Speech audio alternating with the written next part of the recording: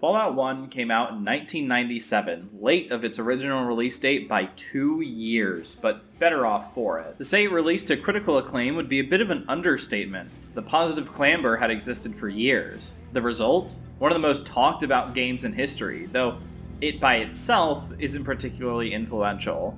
It proved that RPGs could be successful when leaning into questing rather than dungeon crawling. As Rolocracy said, there's nary a game similar to Fallout, but the discussions coming out of it and its players are influential. I wouldn't be surprised if Fallout and the people tied to it could make up a visible section of the United States GDP. Fallout would go on to spawn a franchise that most others would dream to be, making it all the more strange that the lead of the Fallout project left during the second game's production. 2 spin-offs later and 4 cancelled sequels, unnamed Fallout 3, Van Buren, Tactics 2, and Brotherhood of Steel 2, Interplay divested the property into Todd Howard's brother, John. Some of the main influences of the original Fallout also left with Tim Cain, Leonard Boyarsky, and Jason Anderson, and after Fallout 2, Chris Avellone would leave. Ironically, the maintainers of Fallout have seen some massive success, while the originators continue to make cult classics obsessed in some way with maintaining the original vision. Let's get into the game. War never changes. The Romans waged war to gather slaves and wealth. Spain built an empire from its lust for gold and territory. Hitler shaped a battered Germany into an economic superpower. But war never changes. War does sometimes change. War used to be an activity to bring a picnic to and watch your brother either live, get a kill streak, call in grape shot, or die. Now, in a war, you're not even safe in your own home or the center of the country. Well, except for America, but this probably wouldn't have been known in the late 90s. Also, most wars are trade and economic based rather than life and combat based. It's not about killing people, it's about lowering their standard of living. We truly are living in a Victoria 3 world. Let's start with the character. I have to decide between making a lore-accurate character or a combat character. Vaults seem largely pacifistic, or at least non-violent, but since this is based in 1950s America, and we can tell what naturally starts high, we should be proficient in small guns at least. Technically living in a vault could mean most living situations, but Vault 13 seems to be a control vault, meaning par, average, whatever. A gun club, slightly better than Wasteland Education, full social environment, understanding of hydroponics, is probably a given, though there's maybe just a rule dispenser. There's 3 categories of skill: combat, active, and passive skills, and I'm going in with the idea that 1 tag of each is best. I read the manual later, and it suggests the same. I'm tagging small guns to shoot better, lockpicking, because to my knowledge locks are a lot more common and easier to make than computers with security, so I forego science until later. Last is outdoorsman.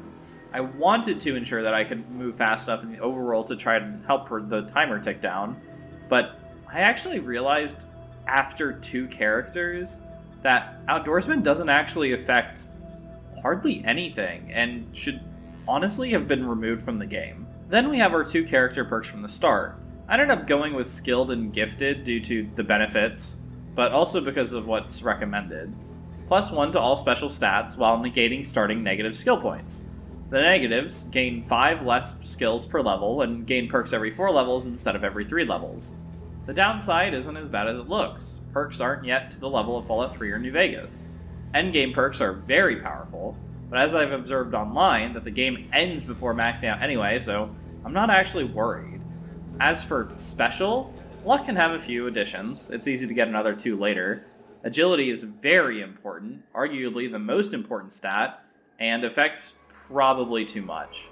Max it out or face a worse game. Side note from the post-game, you can improve agility by 1 kind of in the mid-game, but you can rush it if you want. I would recommend against this after my next character, but there's a lot of ways around the problems.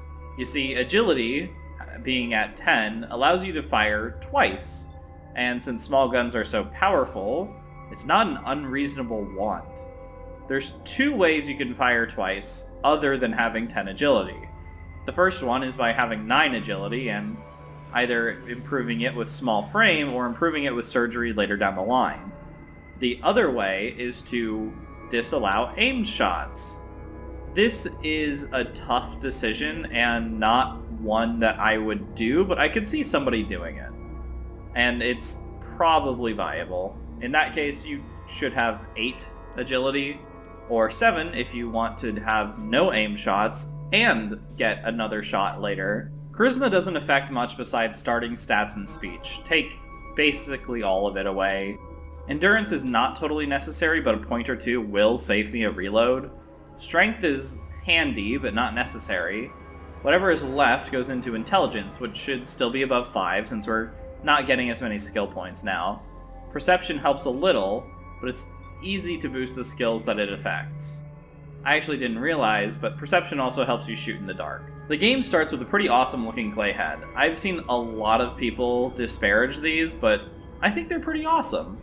They're pretty impressive, and it's no surprise that no other game has tried the same or anything similar, even clay-looking 3D models.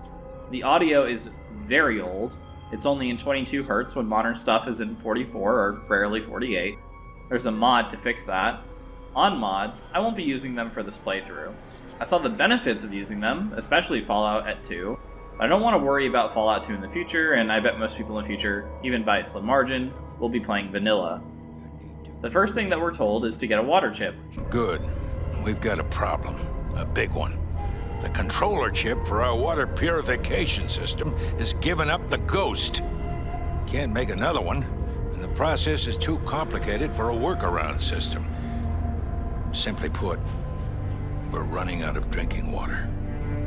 No water, no vault. This is crucial to our survival. And frankly, I think you're the only hope we have. You need to go find us another controller chip. Compared to how clean the vault is, the water chip looks like it's a bunch of Nixie tubes hammered into a rotten wood board. We get put in a rat tunnel, and this is the first filter for a bad build. I wouldn't worry about killing all of them unless you're really trying to get every smidgen of XP, but 10mm ammo is common enough. I don't generally like melee, but it's perfectly viable. But I think it's best to have a melee as backup, or I would if the game had ranged interception mechanics like D&D. Instead, ranged weapons get more accurate up to 95% when an enemy is close, so as long as you have ammo, which seems to be a given, you don't have to worry about melee. Melee is especially bad since the second enemy we fight is poisonous. You can get anti-venom after killing some and taking the stinger to the doctor in Southwest Sadie Shands, but ranged characters can be practically invincible to rad scorpions. Personally, I think it's still worth it to get a couple anti-venoms. Come back after a while and Tandy, the chieftain's daughter, gets kidnapped by Khans. Not quite great Khans yet. You have a lot of ways to get her back, but this is the exception, not the rule, at least so far. You can trade for her, which is what I did since I was lucky enough to find a stealth boy, though you can go to Junktown earlier than me, and get the money from killing Gizmo or Killian. Your other options are to build for unarmed or luck, sneak Tandy out, which is very difficult, and leads to the resolution, kill all the Khans. I didn't want to do this. Raiders are a part of the common wasteland ecosystem, and lacking them can dissolve societies for a lack of a common enemy. I didn't join them, I read the wiki, and joining them is a dead end. Junktown is the next destination. Go to the only merchant, and he's almost assassinated.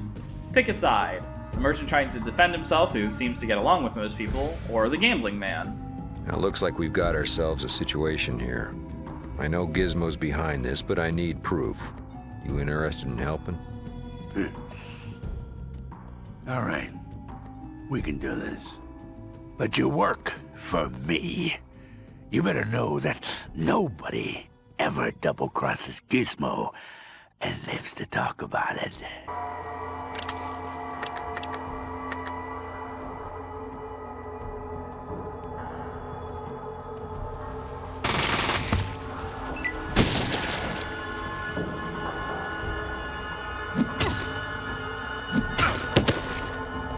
I thought Gizmo would have more money on his corpse, but we do get a companion. 2, actually, but Tycho is exclusive to Killian. Tycho is very powerful and lasts until the end of the game with me. It's worth going everywhere and doing everything at least once, a good life message. Something will always happen. I think the horror's reaction to someone dying is realistic. I probably should have disabled him instead of kill him. Shouldn't have waved that gun around. Fallout does have a retreat and disabling mechanic, but they don't come into play here. This exists in other systems, but the man's gone crazy, with another life at his whim, and luckily for everyone else, he's at mine. There's a few more quests here, but we'll be back once we have the water chip. To the hub! Oh no! A random encounter. It's the combat section. Combat starts when you get within perception range of an enemy, or you just start blasting. This is why my agility is maxed out, so there's less observable issues with the combat. This is partly why I think Warlocracy says there's only one viable build. There's technically a few, but having more than one action per turn is too good. You can achieve the same with some sacrifice. Either switch to melee to get multiple actions with some weapons, or get rid of aim shots, which are too good late game personally. Unused action points gives you AC, which makes it harder for an enemy to hit. FallOut follows early D&D armor class. Rolls above hit, rolls below miss, and unused action points raise that armor class. Is it good? For early game, no. A single hit per turn is way too weak. 2 shots is way too strong. This sort of ties into the timer by passive healing and infrequent healing items. Not something to worry about too much early game. Passive healing can take days to heal 20 health, 2 medium damage hits. A lot of early game enemies also seem to be able to fire twice per turn, and assuming you're hit and not nearby a doctor, the sacrifice and resources can be high. I don't know where the water ship is, but I'm also not following a guide, only what I've heard a little bit of through videos, so I don't want to take up unnecessary time. Just know, 10 agility is very reasonable throughout the entire game, but it's a bit overkill early. The hub is the closest thing to welcoming we get so far, and it's mechanically good, but I had a rough time. First, we're introduced to a deputy, so we've got a semi-functioning society that's not half-gangster so far, so that's pretty cool. Unlike Junktown, where we were warned about violence and drugs before we even walked in, the worst here is that it's sort of an oligarchy. Second, he tells us where we go and gives us a rumor. Game Design 101, hook, line, and sinker. The next area has a bunch of stores and random encounter quests. Following the rumors about something sinking caravans, we get to fight a Deathclaw. This is where I really started to have trouble. Most of my reloads were to this Deathclaw, with 225 health. It's not quite as bad as the rumor suggests, but it can hit 3 times in a turn, move some, while being armored in everywhere but its eyes. Eye shots are unarmored auto-criticals for non-power armor-wearing creatures, but the problem is that you're probably not going to have more than 100 small guns at this point, and if you don't have that, it's very difficult for aim shots to actually land anywhere but where a normal shot would land anyway. Taking that down, we can progress the second main quest by reading a transmission from a dead mutant, but it doesn't lead anywhere for now. Instead, I decided that traveling with the merchants would be a good in-lore reason for my character to see new places looking for a water chip and get paid a decent chunk of change. Problem is, I'm pretty attached to having my companions, and they die very easily on these trips. It's good for the setting, death is never too far and all, the trade just didn't feel worth it. So I reload my most recent save point, except it's before I'm at the Deathclaw. Funny too, I realize I haven't spent my skill points. So far, the hub is a pretty big jump in everything compared to the rest of the wastes. You get much harder battles, but the XP and money make it a little nicer. The problem with caravanning though is the sacrifice in time. A middle-of-the-road journey takes 2.5 weeks. Traveling that distance on the map wouldn't have taken just a few days. I'd say go for it if you're low on money somehow and don't care much for companions. It's not the most interesting thing anyway, since you're just rolling on an encounter table. While I'm in the hub, I found out that Necropolis probably has a working water chip from the water merchants. Despite it sounding like an arduous journey from the hub to Necropolis, it's only a few days away. The place is covered with feral ghouls and not much loot. I decided to leave them, at least for now. Nothing has been too difficult, though the plentiful ghouls with low health and damage means an easy XP farm with little moral issue since they're basically zombies. Some people I watched had trouble with this. I didn't really, but minor spoiler, to continue the area you have to go into the sewers. I meet up with a ghoul that gives me his area's moral dilemma. There's a few actually, instead of one big one. First, we've already met. Kill the ghouls that act as protection for non-ferals. A piteous argument. The ferals are nothing but ammo sinks, and there aren't enough of them to be a big deal. The second, kill or leave alive the super mutants guarding the pump. You need a decent speech level, I think 50 or so, but I wanted the laser rifle. Warlocracy did the famous sequence skip here, but I want to play more like an average player. The third is whether to repair the pump or not. There's no reason not to besides just not wanting to take half an hour to do so. Despite being one of the most important areas in the game, it's kind of a letdown. It's relatively small, not many people to talk to, and of the 3 clay heads in the area, it's very easy to miss the most developed one. If I didn't look it up, I honestly wouldn't have known it was even there. Ghouls aren't developed much either. They aren't entirely creations of radioactivity, or just minor mutants with an ugly problem. The dilemmas aren't particularly good or satisfying either. Maybe Set's is very engaging, but his is easy to miss. Besides the ferals, the super mutants offer very good weapons and experience, and the water pump only rewards you. Set doesn't seem particularly bad in the wasteland as a leader either, maybe middle of the road or lower, but not exactly problematic.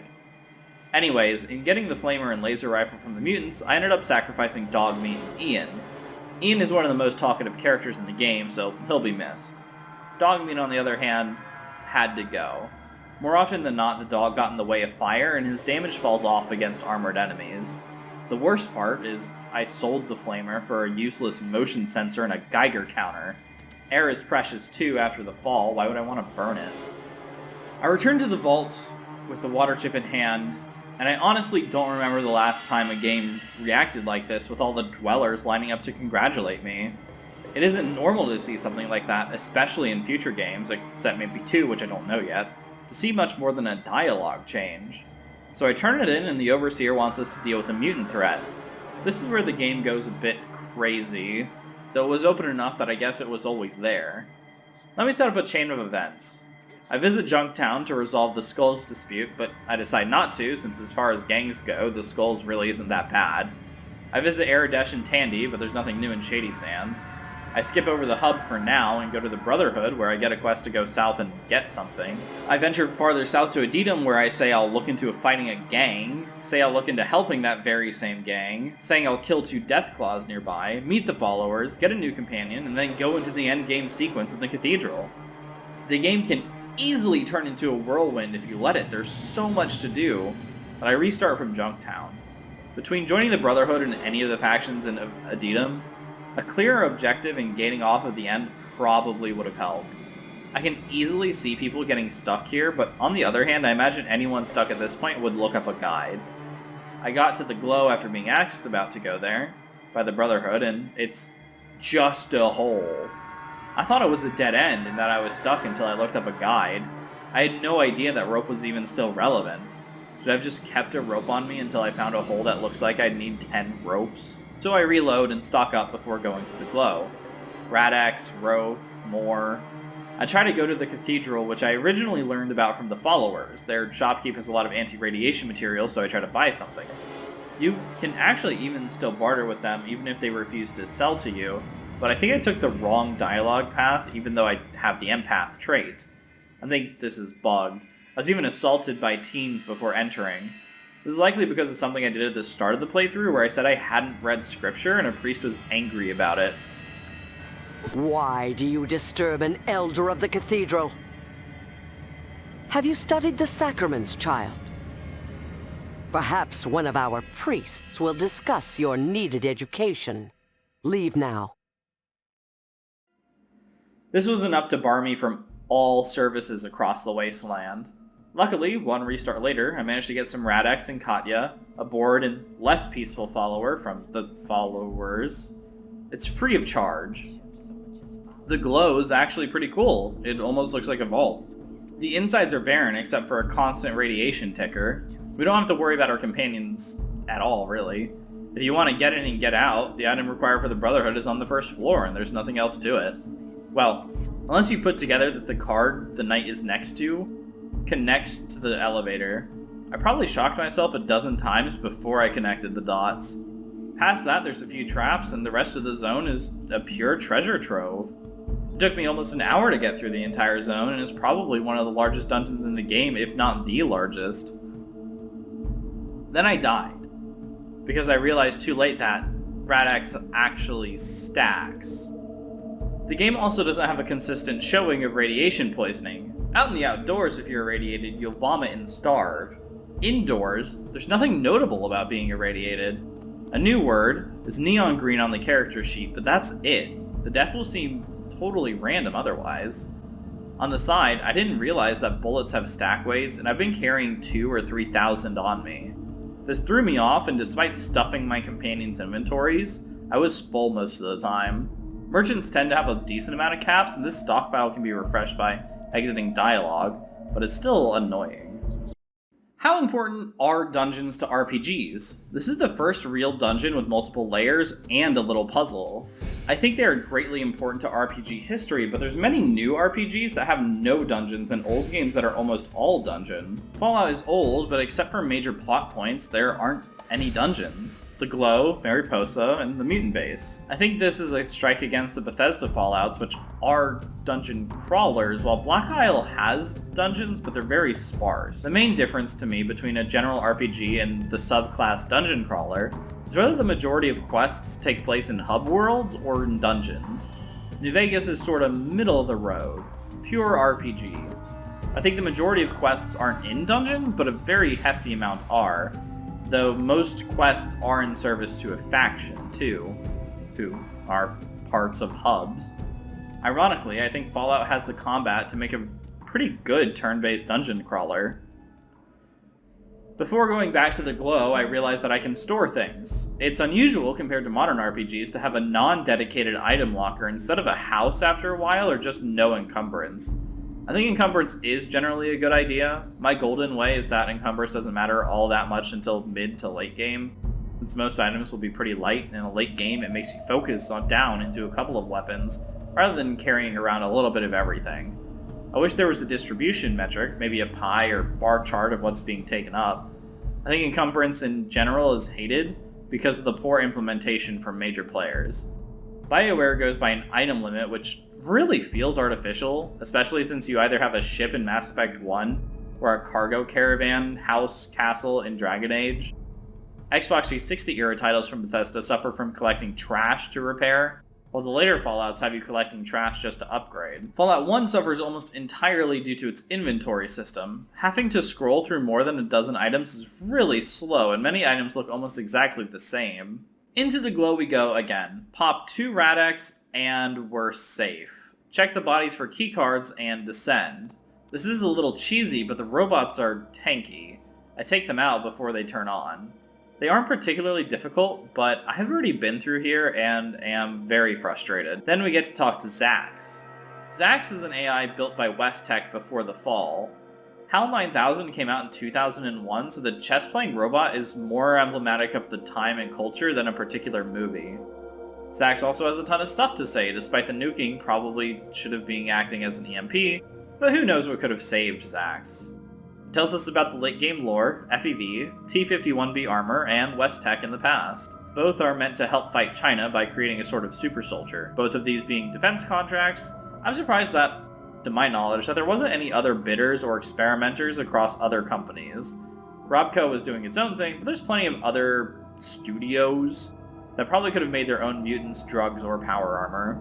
Leaving the Glow is the fork between the two higher level weapons, or at least I feel that to be true, given the introduction of energy rifles, the rocket launcher, and minigun. I'm going to go with energy weapons, and if the game goes on long enough, maybe the rocket launcher as a backup. You can also get combat armor in the Glow, but once you get back to the Brotherhood, they immediately give you the better Brotherhood armor.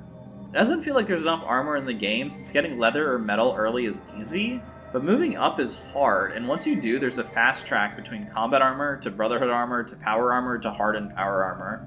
There's also a relatively large jump between armor, so rushing to get power armor is extremely reasonable to do. Joining the Brotherhood is odd. It basically puts you at the top tier from the beginning. You don't get armor, but that's easily solved. There's a John in the hub that if you rescue, you just get the best armor in the game. It's a bit too easy since you're fighting only mid-tier guards. It's just anticlimactic, but the game is sort of shrinking now. It feels like the fat has been trimmed. The Brotherhood is one of the largest hub areas in the game, but it's also mostly non-unique interactions. The talking heads are common, but don't have much to say. Two more problems. A lot of the dialogue is locked behind quest progression.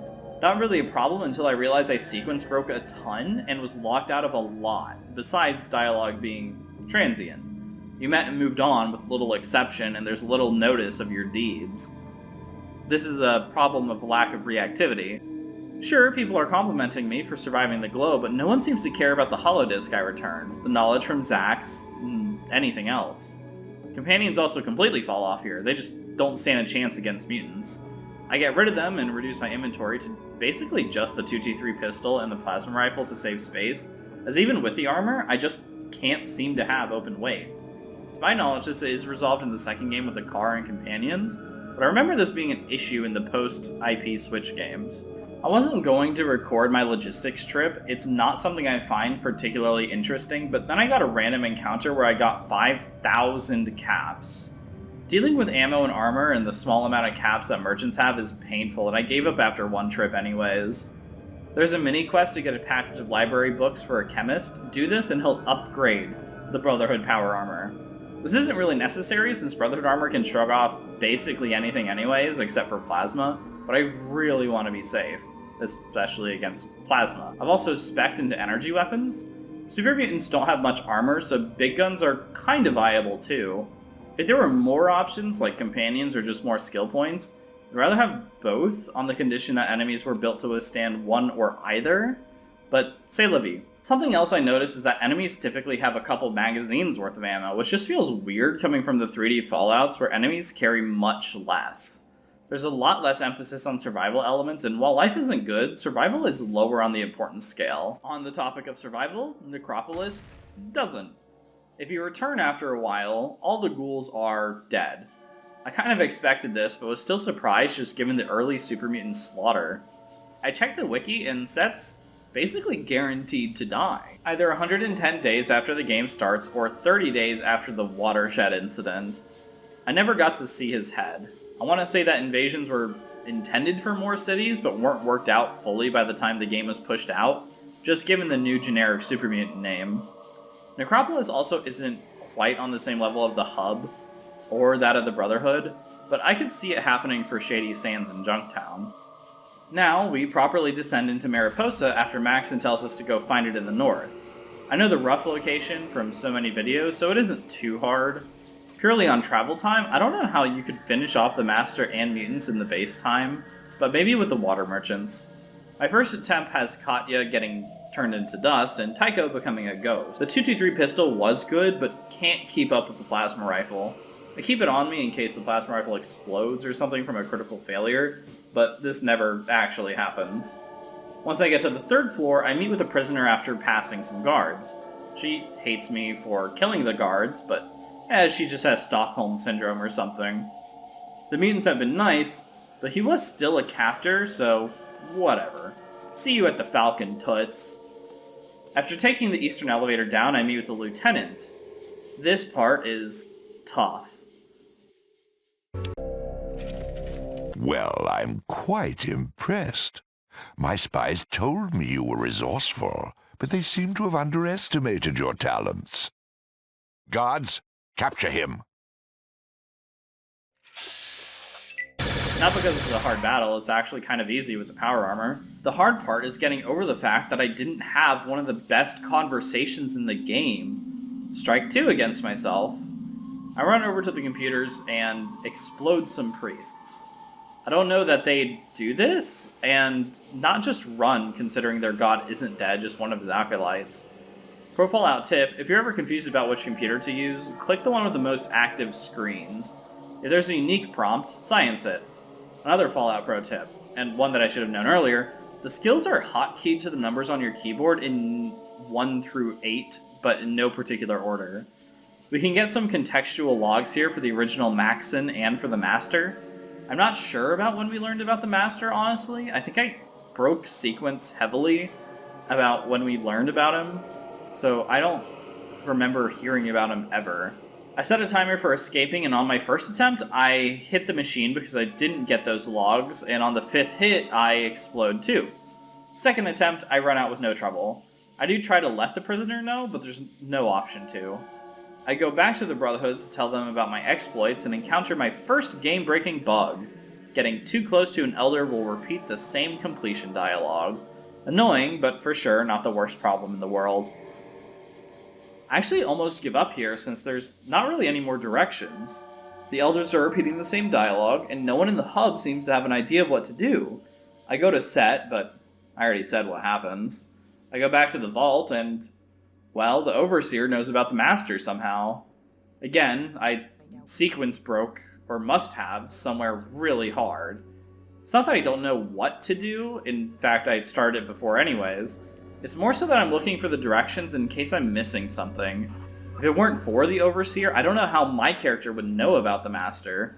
I don't know how he knows. Anyways, I go to pick up my companions from the Brotherhood since this is the end map and we have the best of the best equipment. Not for them though, you can't change companion equipment. Another strike. Then I go to the followers and organize my inventory. I'm abstaining from the Addendum questline, both sides seem sort of bloodthirsty, and it's just better to stay out of it. Neither side is particularly appealing. The Blades are so disorganized, since they really are just a herd of people, and the Addendumers are all over the place. Information isn't clear enough, so I don't really care. I'm about to talk to Nicole, and I decide to go back to the hub since I know more about Richard. I want Harold's opinion. Oh, hey, it's you again. Brilliant guy. A doctor and philosopher. Long ago, he led the expedition where I got changed into a mutant.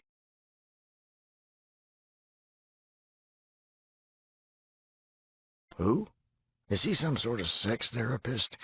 I could use one, you know. Harold doesn't have one, besides mentioning that a super mutant army is coming. Weirdly enough, Butch, the merchant from 12 hours ago, his lackey tells us where the Master is. I have no idea why or how or why anyone knows. I go to the followers and get a bunch of scouts, more like thugs, to help me. I don't particularly like them. They block doors, have low health in addition to bad armor, and horrible weapons. As bad as mutant armor is, it is enough to stop spears and stones. Once we get to the vault that the Master is supposedly hiding out in, it becomes a dungeon crawl. I get the Psychic Nullifier, I just wanted a crown, but if it actually does something, that's pretty cool. One more floor down is a barracks of sorts. Difficulty is all over the place here. Some mutants have hundreds of health and dozens of stim packs, and others have 2 hits worth of health. The robot's perception also seems to be too low. I'm not sure, but there's a room full of them and they never attack me. I get to the other elevator and take to a level with 2 medium difficulty mutants. Get rid of them and there's a bomb. Atomic. I try to use the computer. All the other ones I've used have had menus, and at least the ones that work. This one sets off a 6.5 minute timer, and I start running. I get out, and the explosion cutscene and slides start to roll.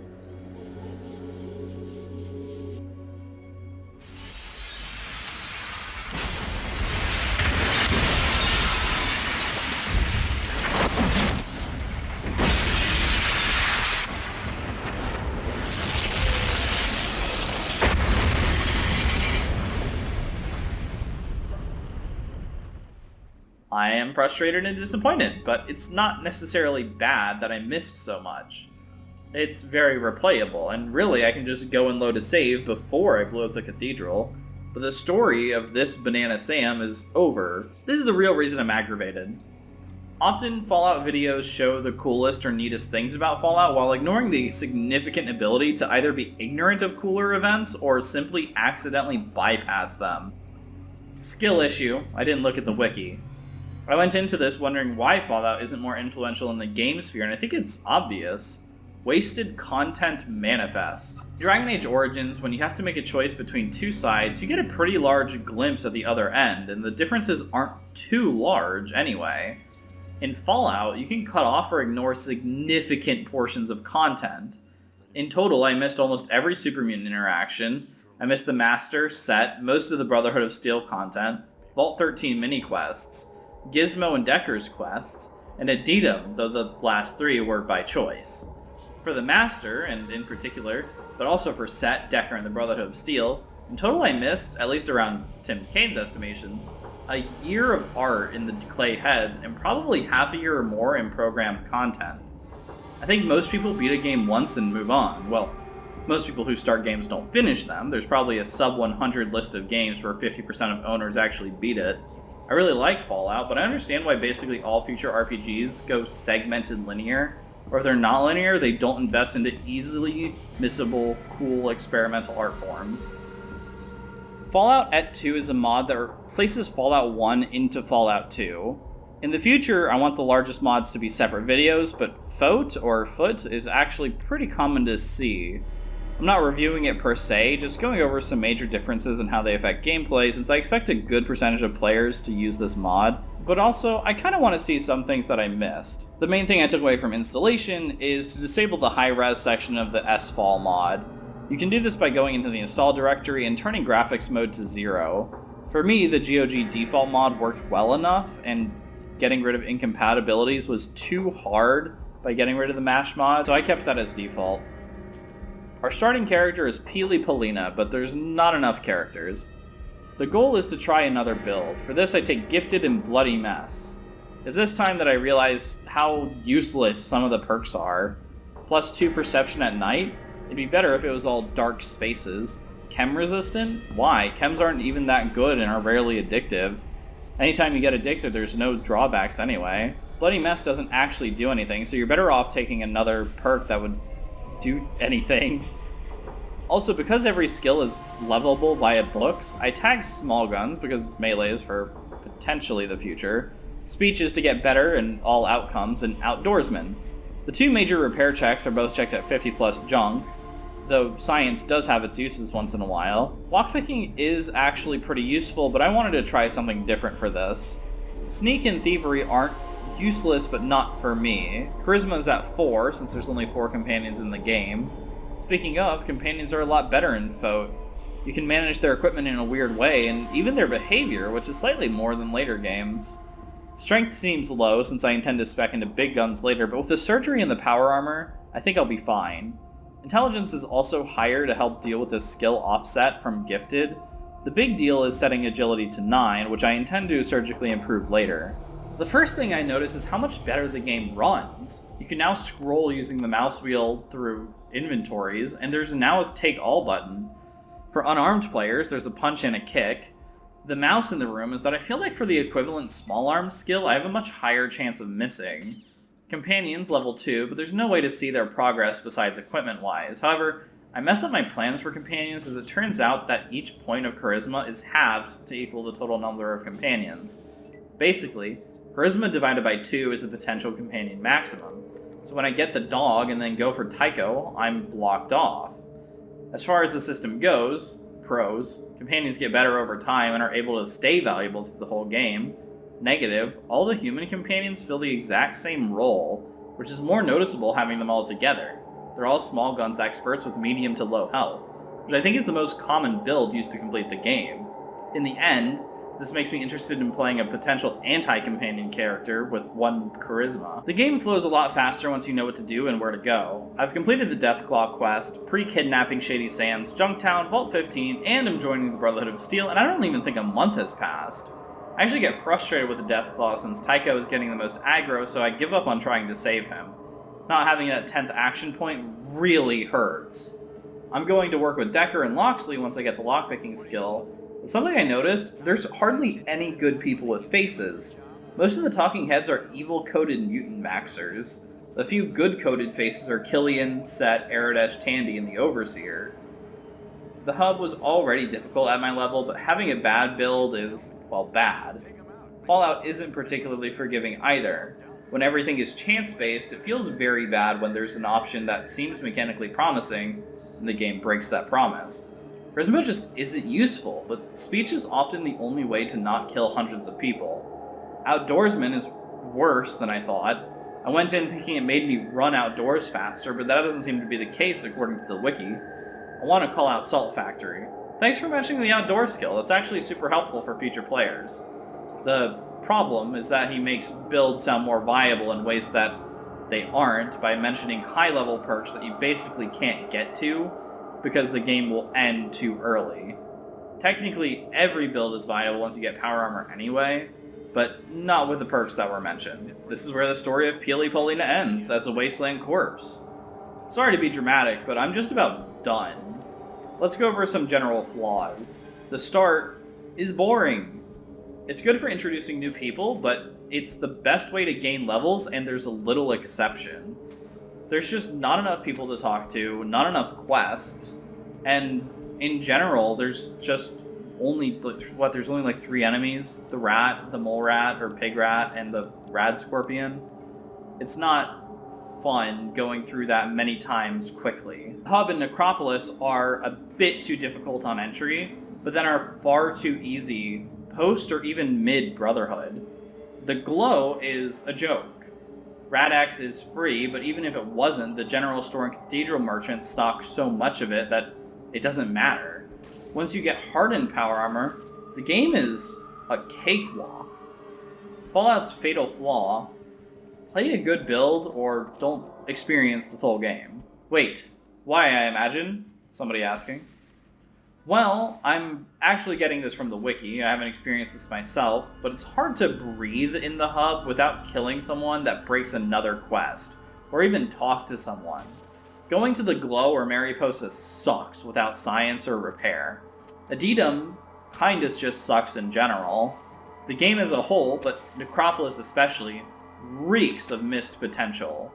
You should absolutely play this game. It isn't as hard as everyone says it is, but just read a manual, do some research on the start, and read the wiki first. Don't overinvest in anything except small guns. The Cookering. Can you eat Fallout 1? Mushroom clouds, taco salad, and homemade Nuka-Cola. For the taco salad, the big problem with it is it calls for no spices, and sort of expects the Catalina dressing to carry it. And I made some changes, not anticipating how kind of good that Catalina dressing actually is, but you know how it goes with things you don't know. Brown the meat, and then add the beans. Any side bean will actually do. I had kidney, but the recipe calls for pinto. Add the spices after the beans, and cook until the meat's adopted the spice's color. I chopped a tomato and cooked half of it, and the other half I kept raw in the salad, and I think this worked really well. You can chop a head of lettuce for this, but my partner wanted a little more variety, so we used a bag with 2 types of lettuce in it. The recipe calls for crushed tortilla chips, but for the sake of calories, I used strips. A middle-of-the-road approach would be to make your own tortilla chips by lightly oiling a tortilla, cutting it into triangles, and throwing it into an air fryer. I wanted to do that, but I didn't have time on my side this night. Add the olives, and we're done. Throw some cheese on, really for garnish with such a low amount, and we've got a pretty fine taco salad. My girlfriend actually rated it pretty good. I hadn't had Catalina sauce before, or enjoyed olives, but the recipe got me to try both, and I think it was good. Not the most fine dining experience in the world, but it's pretty easy to make better. I think it could use some more spices. A bell pepper in the salad or the meat would do well. Now, could you reasonably eat or make this in Fallout? I think you could get pretty close. Tortilla may be hard to make, but we've seen corn and green heads in Fallout. Combined with some minced Brahmin and Brahmin cheese, you could probably either grind corn into flour or make lettuce wraps instead.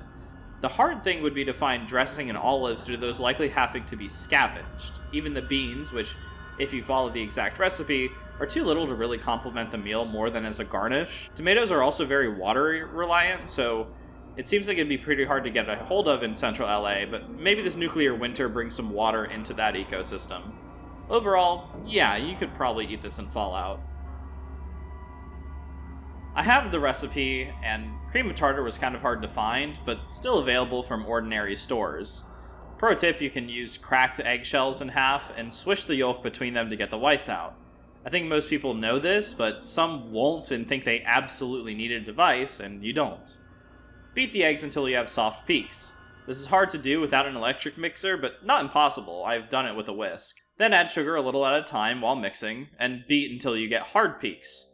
The difference is that soft peaks drip, and hard ones only drip when moving. This took about 30 minutes with a stand mixer, but I think an egg beater or hand mixer would have been fine. I have done this with a whisk before, but it really does take a lot of arm work. After piping them onto a plate, it asks for a number 8 tip, but I think any would really do. I shredded half the chocolate and sprinkled that on top, but you can also blow cocoa powder on top. I did both. Even though the recipe asks for a greaseless pan, the greased half of my pan was way easier to remove from than the non-greased. Then, in a 200-degree oven, heat for 2 hours. This took forever, so here's an excerpt from the manual on mushroom clouds. The heat from fusion and fission instantaneously raised the surrounding air to 10 million degrees Celsius. The superheated air plasma gives off so much light that it looks brighter than the sun, and is visible hundreds of kilometers, km, away. The resultant fireball quickly expands. It is made up of hot air, and hence rises at a rate of a few hundred meters per second. After a minute or so, the fireball has risen to a few kilometers, and has cooled off to the extent that it no longer radiates. The surrounding cooler air exerts some drag on this rising air, which slows down the outer edges of the cloud. The unimpeded inner portion rises a bit quicker than the outer edges. A vacuum effect occurs when the outer portion occupies the vacuum left by the higher inner portion. The result is a smoke ring. The inner material gradually expands out into a mushroom cloud due to convection. If the explosion is on the ground, dirt and radioactive debris gets sucked up the stem, which sits below the fireball. Collision and ionization of the cloud particles result in lightning bolts flickering to the ground. Initially, the cloud is orange-red due to a chemical reaction when the air is heated. When the cloud cools to air temperature, the water vapor starts to condense. The cloud turns from red to white.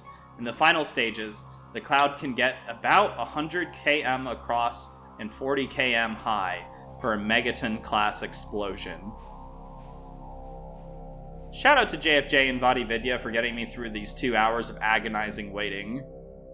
Once you're done waiting, melt the remaining chocolate in a microwave or double boiler. I always manage to burn chocolate in a double boiler, and I'm tired of waiting already, so microwave for 2 minutes. Cut the tops off the top of the stems of the clouds and glue them together with the melted chocolate. My giant brain thought it'd be better to stick 2 stems together to make a larger cloud, but you could also cut off the bottom so that cloud is able to stand on its own, and I did it for the money shot. Could you make this in FallOut? Probably not. Every ingredient would be luck-based to find, though cooking-wise, nothing would be impossible, except probably baking for 2 hours straight at a consistent temperature. Is it good by itself? It's chocolate and sugar puff, so it's hard to go wrong in taste, I guess, if you really like sweet things, but other than that, there's not too much there, although there is an extremely satisfying crunch. It calls for superfine sugar, but I had success with just fine sugar, but apparently you can put it in a blender for 1 minute. So, is FallOut edible? Yes. Yes, it is. Although, it'd be hard to find edible, because you have to find the ingredients. It's luck-based. All the cooks in FallOut should have 10 luck. I decided, due to the unique sprite of Fallout 1's Nuka-Cola, that I should try to make my own Nuka-Cola. I didn't follow a particular recipe, but I know that the base of soda is syrup. I went down a rabbit hole of what Nuka-Cola was in. This didn't go well, since while the recipe exists in Fallout 4, it doesn't actually exist, as it's an unreadable note. The most we know is from marketing, which is probably just a straight-up lie or lie by omission. Naturally, failing to find the game recipe led me to try to find the Coca-Cola recipe, or Pepsi-Cola recipe, neither of which I could. The next best thing was Open Cola. Between having this plan and following through with it, I had 2 random encounters. The first was going to the mall and buying the Fallout cookbook, which has the Nuka-Cola recipe, and I will make it one day, oddly resembles Open Cola. Babish's as well, though his is more related to a different open recipe. Basically, all online sodas call for lemon and lime rind, their juice, ultrafine sugar, and water. You're basically creating a simple syrup and adding whatever flavors you want to it with some carbonated water, which is really easy. The main thing I want to note is that it's actually really likely that Coca-Cola is made up of oils and chemicals, as Coke is actually clear, without the added caramel flavoring. At least that's what I figure from the existence of white Coke and clear Coke. Anyway, I messed mine up because I added blueberries because I thought it'd make the syrup blue and was wrong. And blackberries as well. The good news, it's a unique and good soda. The bad news is it's not Nuka-Cola in the slightest, or at least not how I imagined it. If you do go my route, don't forget to strain the particulate out. I realized after I wrote this that people might not know how to make syrup. Essentially, you boil water and sugar together in slightly higher water proportions than sugar. So roughly 2/3 a cup of sugar is about 1 cup of water ratio needed. Then you can add whatever fruit you want, or spices, or chemicals, or whatever. Boil them all together until the syrup is pretty sticky. Once you start being able to smell cooked sugar, that's about whenever it's ready. Cool it, strain all the particulate out of it, because once it cools, it will get very sticky, and then pour it into whatever carbonated water you want. Seltzer water, Polar, Waterloo, whatever. Or if you make your own, that's pretty cool too. I didn't buy that for this, just for this video. But yeah, Nuka-Cola.